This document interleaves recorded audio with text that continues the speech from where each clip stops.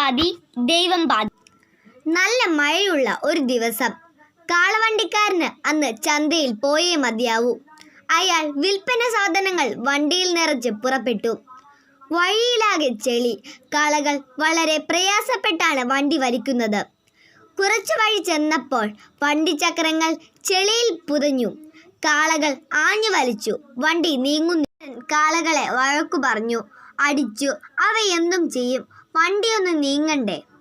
ഇന്ന് സമയത്തിന് ചന്തയിൽ ചെല്ലാൻ പറ്റുമെന്ന് തോന്നുന്നില്ല. കാളവണ്ടിക്കാരൻ ദൈവത്തെ വിളിച്ച് പ്രാർത്ഥിച്ചു.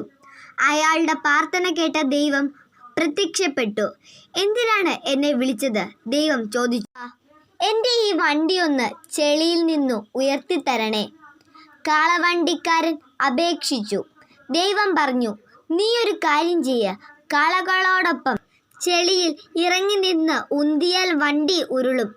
ഇത് പറഞ്ഞ് ദൈവം അപ്രത്യക്ഷനായി. കാളവണ്ടിക്കാരൻ തൻ്റെ സർവ്വശക്തിയും എടുത്ത് വണ്ടിച്ചക്രങ്ങൾ തള്ളാൻ തുടങ്ങി. കാളകളും ഒത്തുപിടിച്ചു. വണ്ടി ഉരുണ്ടു. കഥ ഇവിടെ അവസാനിപ്പിക്കുന്നു. നന്ദി.